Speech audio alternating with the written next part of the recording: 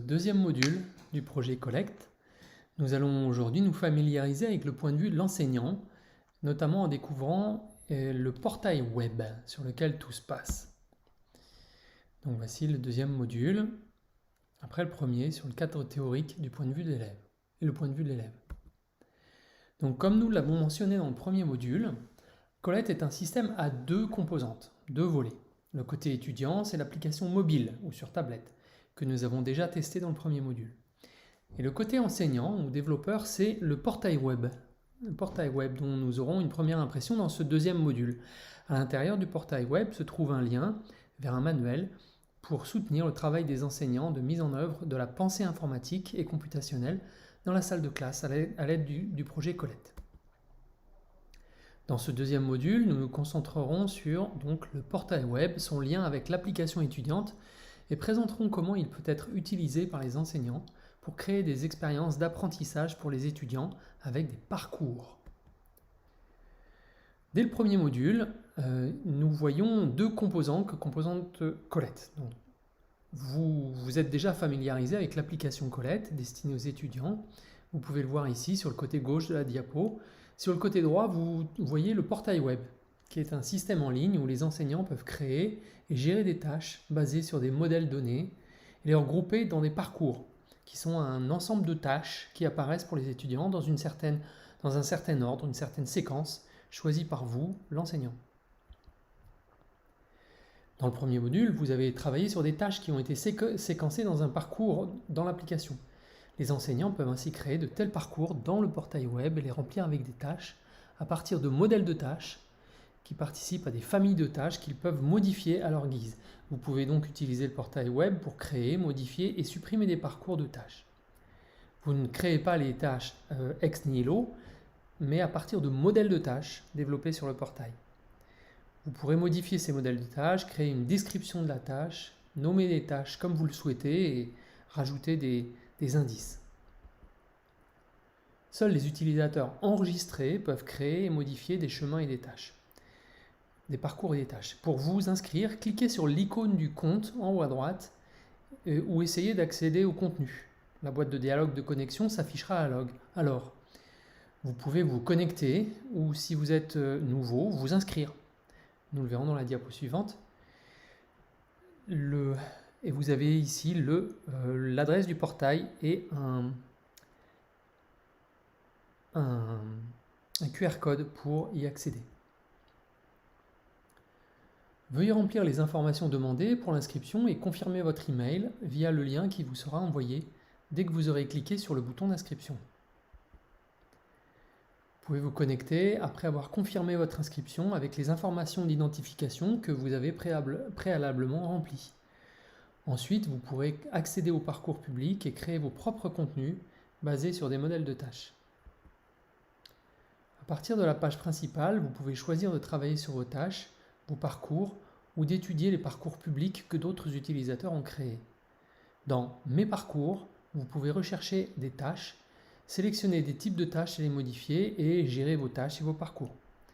Dans les parcours publics, vous pouvez parcourir les parcours publiés par d'autres enseignants et les adapter à votre propre enseignant. Sur la page principale, cliquez sur l'icône du manuel pour accéder au manuel. Veuillez maintenant sélectionner les parcours publics pour afficher un parcours que quelqu'un a partagé avec la communauté. Un parcours consiste en une séquence de tâches. Ces tâches sont des problèmes que les élèves peuvent résoudre à leur propre rythme dans l'application. Chaque tâche est basée sur un modèle de tâches d'un type spécifique que nous appelons un scénario et appartient à une famille de tâches. Il existe 8 grandes familles de tâches pour l'instant et chaque famille a une variété de modèles appelés scénarios. Les tâches du brise-glace proviennent de la famille de tâches construire avec des cubes et formant L et construire. Les scénarios formant L et construire.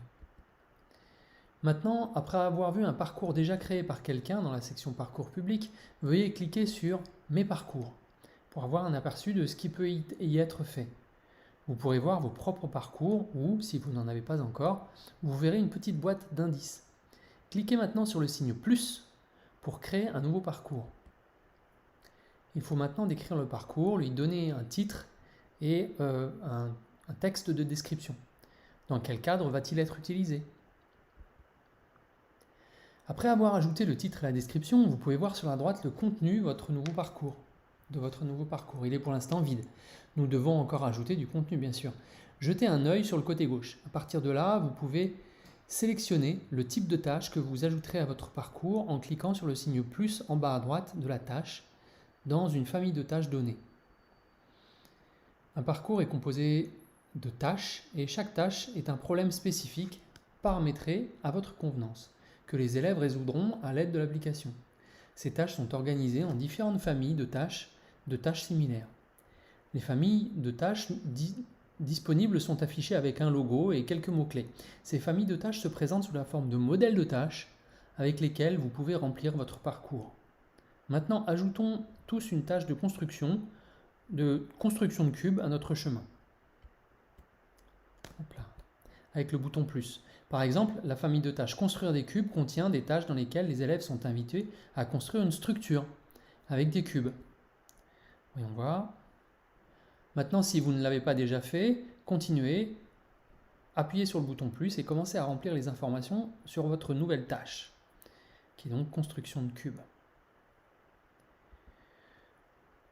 Pour chaque tâche, vous devez sélectionner ce que l'élève doit faire pour résoudre le problème. Par exemple, vous pouvez choisir que les étudiants doivent mettre en œuvre le code, ce qui signifie qu'ils doivent sélectionner et empiler des blocs de code pour créer leur code. Nous allons sélectionner cela pour le moment, c'est-à-dire implémentation. Car le puzzle de Pearson et le débogage ne sont pas encore disponibles sur ce portail pour l'instant. Dans un puzzle de Pearson, les blocs de code sont fournis et les étudiants doivent les réorganiser et les assembler. Dans le débogage, les élèves détectent une erreur dans le code et doivent la corriger. Donc sélectionnez donc implémentation. Okay. Une fois qu'on a sélectionné implémentation, vous devez sélectionner un modèle préexistant, c'est-à-dire un scénario, comme point de départ. Pour la famille de tâches construire des cubes, les scénarios proposent différentes formes. Une liste est montrée ici sur la diapo. Sélectionnez le premier, le coin symétrique, pour la démonstration de ce module.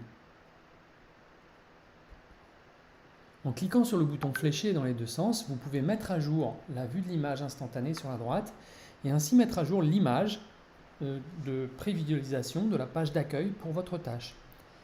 Changer le curseur en dessous mettra à jour l'aperçu en temps réel. Cependant, méfiez-vous, de grandes quantités de cubes peuvent entraîner un certain décalage en fonction de la capacité de votre ordinateur. La mise à jour automatique n'est donc recommandée que s'il y a une petite quantité de cubes ou si votre ordinateur dispose d'une bonne capacité de mémoire de travail. Après avoir modifié les paramètres de la tâche, appuyez sur le bouton fléché dans les deux sens pour synchroniser. L'icône du stylo symbolise que vous pouvez, et d'ailleurs devez, modifier l'élément correspondant. Ici, vous pouvez modifier le titre, la définition du problème et les conseils, les indices. Vous pouvez également réorganiser les indices en cliquant et en faisant glisser la poignée que vous voyez ici entourée d'une forme ovale bleue. Prendre une nouvelle capture d'écran et de la fenêtre d'aperçu actuelle est possible via le bouton en bas à gauche, prendre un aperçu. L'édition se fait via un champ de formulaire. Les modifications ne sont pas enregistrées automatiquement. Attention, il faut le faire manuellement en cliquant sur la petite disquette. Lorsque vous avez terminé de concevoir votre nouvelle tâche, vous pouvez l'ajouter au chemin actuel pour l'inclure dans une leçon. La boîte de dialogue de confirmation vous permet de revoir votre tâche afin que vous ne manquiez aucune modification indésirable. Notez qu'il n'est pas nécessaire que vous fournissiez un exemple de solution, étant donné que le système vérifiera automatiquement si l'objet construit par le code en bloc des élèves remplit les critères ou non. Maintenant, après avoir terminé la première tâche, vous pouvez continuer, répéter les étapes précédentes et continuer à ajouter autant de tâches que vous le souhaitez. Lorsque vous êtes satisfaite de la série de tâches, créez le parcours en cliquant sur le bouton « Créer le parcours ». Si vous avez des questions ou des doutes sur une étape du processus, vous pouvez toujours consulter le manuel. Pour l'ouvrir, accédez à la page principale du portail web et cliquez sur l'icône du manuel, les cadres théoriques derrière la pensée computationnelle. Faites défiler vers le bas pour voir les sections individuelles et vous pouvez remonter avec en haut de la page. La navigation est également possible en ouvrant le panneau latéral et en cliquant sur un titre, vous accédez à la section correspondante.